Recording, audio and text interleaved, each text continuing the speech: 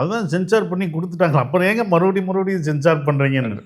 ஒவ்வொருத்தங்க பார்க்கும்போதும் ஒவ்வொரு கருத்து ஒன்று இருக்குது. இப்போ ஒரு 5 பேரை காமிக்கிறோன்னா ஒரு இன்டலெக்சுவலோ இல்லவோ அறிவுபூர்வமாக இதை எடுக்கலாம், இதை தூக்கலாம். ஒரு 10 பேர் காமிக்கும்போது அதை தூக்கலாம்னு சொல்லுவாங்க. அப்போ நான் சொன்னேன், இந்த கதைக்குள்ளே நீங்கள் தான் ஃபுல்லாக இருக்கிறீங்க. அப்போ நீங்கள் இந்த காரணத்துக்காக இந்த சீன் வச்சுருக்கீங்க, அப்புறம் அதையே எடுக்கிறீங்க அப்படின்ற ஒரு விஷயம் இருக்குது பார்த்தீங்கன்னா. அப்புறம் போய் சேர்க்கறக்குள்ளேயும் டூ மெனி குக்ஸ். நான் சொல்கிறது டூ மெனி குக்ஸ். ஒருத்தர் சமையல் செஞ்சுருக்காரு, அதை கொடுத்துருக்காரு. அதுதான் அது என்னவோ அங்கே கொடுக்கப்படணும். ஆடியன்ஸ் ஒரு மூடில் தான் வந்து பார்ப்பாங்க, நல்லா இருக்கா நல்லா இல்லையான்னு. கரெக்ட்.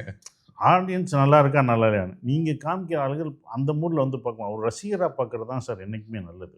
நான் ஒரு படம் பார்க்க போனேன், இது ராஜமுருகன் படம், இது சுந்தர் சி சார் படம், அதை நான் தெளிவாக தான் போகிறேன். நான் படம் பார்க்கும்போது சுந்தர் சி சார் படம் இப்படி தான் இருக்குன்னு நான் நினைக்கிறேன். அப்போ ரசிகர்கள் தெளிவாக நம்ம இருக்கோம். ஆனால் இவங்க காமிக்க ஆளுங்க என்ன பண்ணுறாங்கன்னா, நாங்கள் ஏதாவது சொல்லணும், அவங்க ஒரு கருத்தை சொல்லிடுறாங்க. ஒரு சீரியஸான ஆளை கொண்டு வந்து இன்டெலெக்சுவலை கொண்டு வந்து காமெடி வந்து அந்த காமெடியெல்லாம் எடுத்துருங்க அப்படின்னு முதல்ல எடுத்து காமிச்சாரு. இதெல்லாங்க தேட்டரிக்கல், இது நல்லா இருந்ததே காம. ஏன்னா அவனுக்கு சிறுவனும் வர்றாப்புல, இந்த காமெடி சரியில்லை, இதையும் சிரிக்க வைக்கிறீங்க, இந்த இடத்துல ஏன் தூக்கிடுவாங்க. இந்த மாதிரி இதெல்லாம் தாண்டி ஒரு சிரிப்பா வர வேண்டியது. இவங்க காப்பாற்றி வந்து வரும். போராடி பாதுகாத்து மயிலாட கொண்டு வந்துட்டோம்.